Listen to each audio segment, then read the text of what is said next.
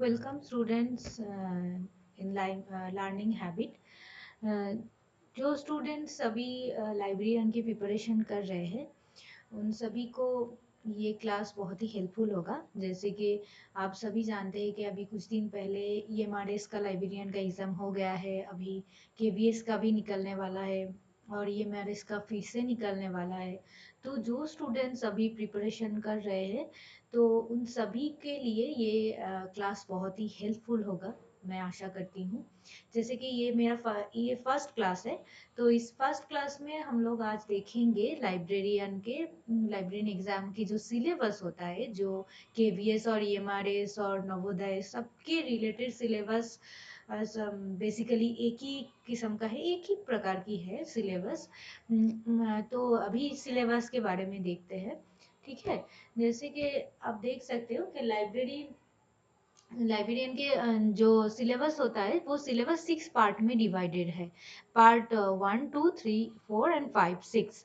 Okay, तो part 1 में क्या है? पार्ट 1 में है कि foundation of librarian information science, जैसे कि लाइब्रेरी क्या है, लाइब्रेरी के कितने डिवीजन हैं, जैसे कि academic, public and special library के बारे में पूछता है। यूजीसी का क्या रोल है एकेडमिक लाइब्रेरी डेवलपमेंट में। ठीक है, 5 लॉज क्या है? 5 लॉज, जैसे कि आप सभी जानते हैं कि लाइब्रेरियन के रंगनाथन ने जो 5 लॉज दिया, उन्होंने जो 5 लॉज के बारे में बताया हुआ है वो बहुत ही इम्पोर्टेंट है एज लाइब्रेरियन के एग्जाम के लिए। तो उसको डिटेल्स में पढ़ना है। ठीक है, और लाइब्रेरी के कुछ एक्ट पढ़ना है, जैसे कि सभी एक्ट को नहीं पढ़ना है, जैसे कि महाराष्ट्र पब्लिक लाइब्रेरी एक्ट यहाँ पे मेंशन किया गया हुआ है, उसी को देखना है ना। और यही सब press and registration act and delivery of book act, ठीक है, पब्लिक लाइब्रेरी में copyright act, intellectual property right act, जैसे कि आप इधर देख सकते हो, press and in registration act और कॉपीराइट एक्ट, ये सब बहुत ही इंपॉर्टेंट है, इसी पार्ट को अच्छे से पढ़ना है। जैसे कि अभी तक का जितना भी एग्जाम हुआ है सभी में देखा गया है कि लाइब्रेरियन के जो सिलेबस में पार्ट 1 से बहुत ज़्यादा क्वेश्चन आ रहा है, तो उसको पार्ट 1 को अच्छे से पढ़ना है। पार्ट 1 में और भी डिवीजन है, जैसे कि लाइब्रेरियन इंफॉर्मेशन प्रोफेशन, इसमें क्या इम्पोर्टेंट है? एफआईडी, आईएफएलए, एलए, आईएलए, एएलए, ठीक है, ये सब डिटेल्स में पढ़ना है क्योंकि इसी यहाँ से ही क्वेश्चन आता है। ठीक है, और क्या है, लाइव जैसे कि आरआरएलएफ तो बहुत ही इम्पोर्टेंट है, इसको अच्छे से पढ़ना है। यूनेस्को का क्या रोल है ये देखना है। ठीक है, जैसे कि मैंने बताया अभी आप लोगों को कि फर्स्ट पार्ट को अच्छे से पढ़ना है।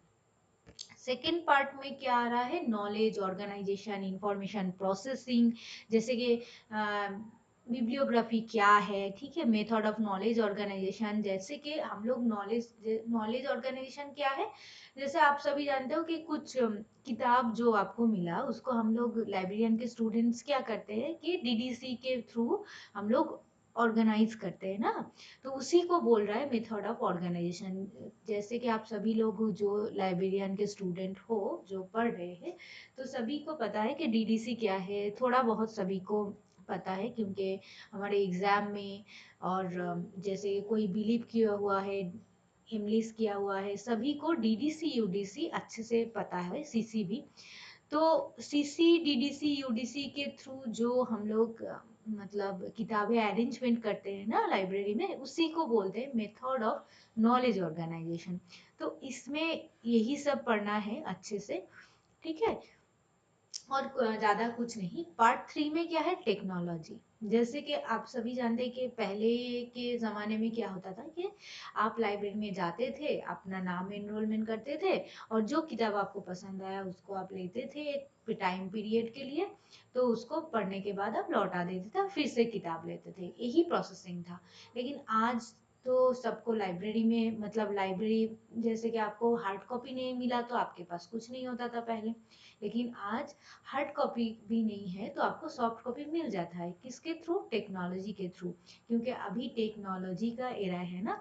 तो टेक्नोलॉजी लाइब्रेरी में क्या क्या हेल्प करता है, कैसे हेल्प करता है, उसी को पढ़ना है। जैसे कि लाइब्रेरी में क्या सॉफ्टवेयर यूज होता है, कैसे यूज होता है, ये सभी यही पार्ट 3 में आपको देखना है और पढ़ना है। ठीक है, चलिए आप चलते हैं पार्ट 4 में। पार्ट 4 में क्या है, ये बहुत ही इंपॉर्टेंट है, management of library and information centres. जैसे कि आप सभी को पता है कि मैनेजमेंट लाइव सब इंस्टीट्यूशन हो कि हमारी डेली लाइफ हो, अगर उसमें मैनेजमेंट नहीं होता है तो हम सॉरी कुछ ठीक से ऑर्गेनाइज नहीं कर पाता है। पर हाँ। तो इसीलिए लाइब्रेरी में भी अच्छे से लाइब्रेरी को मेंटेन करने के लिए एक मैनेजमेंट सिस्टम होता है कि कौन सा बुक कौन से सेल्फ में रहेगा, किसका क्या काम है, क्योंकि लाइब्रेरी में तो सिर्फ लाइब्रेरियन नहीं होता है, उसके बहुत और भी मेंबर होते हैं जो accordingly they R post they do their work. तो सभी का क्या क्या काम है, किसको क्या काम करना है, मैनेजमेंट कैसे चलेगा कि लाइब्रेरी मतलब कौन कौन सी टाइम में कौन सी बुक इंस्टॉल करना है, कौन सी बुक को दूसरे सेंटर में भेजना है। ठीक है, एनुअल रिपोर्ट प्रेजेंट करना होता, मेंटेन करना होता है। ठीक है, फिनेंशियल मैनेजमेंट करना होता है, क्योंकि लाइब्रेरी तो आप अगर बुक्स खरीदोगे तो लाइब्रेरी में कितने लोग एनरोलमेंट करते हैं, सभी को पता है कि आप लोगों को सभी को पता है कि लाइब्रेरी में अगर अगर आप एनरोलमेंट करते हो तो आपको मिनिमम कुछ चार्जेस देना पड़ता है। ठीक है, तो वही चार्जेस को ऐड करके वो उसी को लाइब्रेरी में यूज भी करा जाता है उसके फिनेंशियल मैनेजमेंट में। तो यही सब मैनेजमेंट को अच्छे से पढ़ना है, क्योंकि मैनेजमेंट से क्वेश्चन आता है। जैसे कि मैंने कुछ देर पहले या कुछ थोड़ी देर पहले आपको बताया कि फर्स्ट पार्ट जितना इम्पोर्टेंट है, ये इस पार्ट भी मतलब पार्ट 4 भी उतना ही इम्पोर्टेंट है, आपको इसमें भी थोड़ा ज्यादा ध्यान देना पड़ेगा। ठीक है, इसमें और भी जैसे डिवीजन है, जैसे कि हाउसकीपिंग ऑपरेशन आप देख रहे हो मैनेजमेंट में जो होता है। ठीक है, पूरा आपको अच्छे से पढ़ना है। और अभी देखते हैं पार्ट 5 में क्या है, इंफॉर्मेशन सोर्स कि लाइब्रेरी में जो किताबें आ रहा है, मतलब वो जो इंफॉर्मेशन हम लोग यूजर को दे रहे हैं एज ए लाइब्रेरियन, तो वो सोर्स कहाँ से आ रहा है, कौन सा सोर्स कौन से किताब में मिलेगा, मतलब ये तो लाइब्रेरियन को जानना होता है ना। कि आपको किसी ने पूछ लिया कि मुझे पूरा मतलब आप मुझे बताए टोटल टोटल एक पूरे साल का मुझे डिटेल्स कहाँ मिलेगा, मतलब कुछ इंफॉर्मेशन आपने पर्टिकुलर पूछ लिया, जैसे कि आपने सोचा कि मुझे मैप चाहिए, वर्ल्ड मैप और किसी मतलब पर्टिकुलर एरिया का डिटेल्स मैप चाहिए, तो आपको तो जानना जरूरी है एज ए लाइब्रेरियन के मैप के बारे में। अगर यूजर पूछ रहा है तो मैप मुझे कहाँ मिलेगा, मैप आपको मिलेगा एटलस में।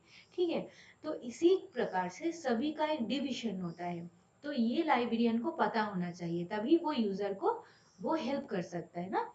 तो इसीलिए यहाँ पे जो इम्पोर्टेंट है, इंसाइक्लोपीडिया क्या है, डिक्शनरी क्या है, पीरियोडिकल क्या है, थीसिस क्या है, ईयरबुक, पेटेंट्स क्या है, जैसे कि मोनोग्राफ क्या है, रेफरेंस बुक्स क्या है, ईयर बुक क्या है, एल्मेनक क्या है, ये आपको अच्छे से जानने की ज़रूरत है, क्योंकि इसी सब में से क्वेश्चन आता है। ठीक है, पार्ट 5 में ये सब अच्छे, यही बस अच्छे से देखना है। पार्ट 6 में क्या है, पार्ट 6 बहुत ही इजी है, पूरा जो सिलेबस है उसमें सबसे इजीएस्ट पार्ट ये है पार्ट 6। इसमें है लाइब्रेरी यूजर, कि लाइब्रेरियन को यूजर के साथ कैसे डील करना है, कैसे आप यूजर को अट्रैक्ट कर सकते हो लाइब्रेरी में आने से, लाइब्रेरी की मटेरियल को यूज करने से, यही सब आपको देखना है। आप यूजर को कैसे प्रोवाइड कर सकते हो, ठीक है, डिटेल्स में ये सब पढ़ना है। ये इसमें से बहुत ज्यादा क्वेश्चन नहीं आता है, कभी कभी तो बहुत सारे एग्जाम में नहीं भी आता है, और आता भी है तो दो क्वेश्चन ऐसे कुछ आता है, तो ये अच्छे से एक दो बार रीडिंग करने से हो जाता है। जैसे आपको पूरा सिलेबस में अगर आपको सबसे ज्यादा ध्यान देने की जरूरत है तो वो है पार्ट 1 एंड मैनेजमेंट की पार्ट में। ठीक है, यही दो आपको अच्छे से पढ़ना है। तो ठीक है, आज यही तक रखते हैं क्लास को, क्योंकि हम जस्ट सिलेबस आपको समझा दिया। इसके बाद हम लोग शुरू स्टार्ट करेंगे, पार्ट 1 की क्लास से स्टार्ट करेंगे। ठीक है, ठीक है, थैंक यू, मिलते हैं अगले क्लास में। Thank you so much.